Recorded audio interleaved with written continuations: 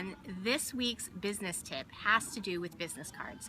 If you can only imagine how many networking events we attend each year and how many thousands of business cards we receive, there's some that are more memorable than others. So this week it's about how to get the most value from your business cards. So Eva, what's tip number one? Picture. Absolutely. Have a headshot taken so that it's nice, sharp, clean, and include your photo in your business card. It's no longer just for realtors. It's absolutely one way that people will remember. And as you mentioned, we go to so many networking events and we go back to who is that person. So it's so much easier when you have this stack of cards to remember who they are by their picture. Right, and it also adds a personal touch as well. And then another business tip has to do with your font. Make sure that your font is big enough so that people can actually read what's on your business card. I don't know about you, but as I'm getting older, I'm finding that my font that I need to read needs to be a little bit bigger and bigger.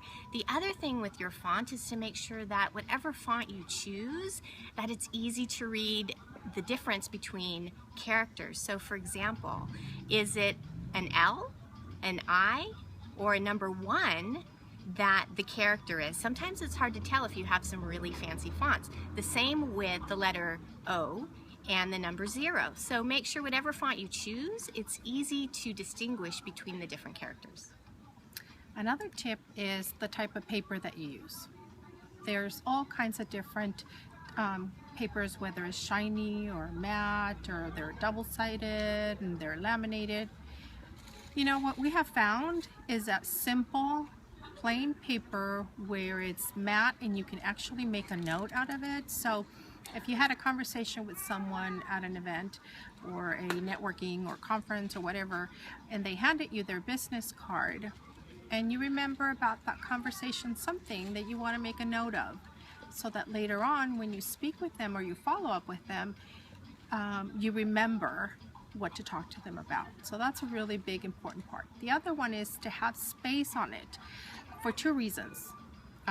You don't want it to be too busy, you don't want it to be confusing and not remember what it is on it, or also when you want to write a note, you need to have some space on it as well. Right, and I think the other thing to add to that is just be really careful with the finish that's really shiny and slick, because sometimes when you use pen to write on that, either the pen won't write on it or it will smear really easily. That's why having a matte finish is a good idea.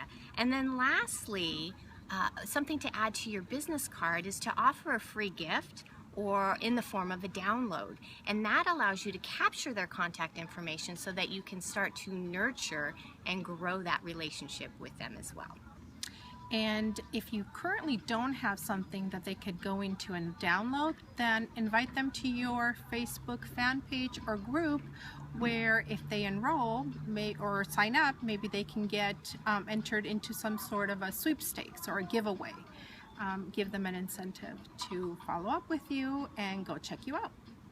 And that's our tip for this week. Hope you've got some value. And what else? I think that's good. Okay. See you guys later. Bye. Bye.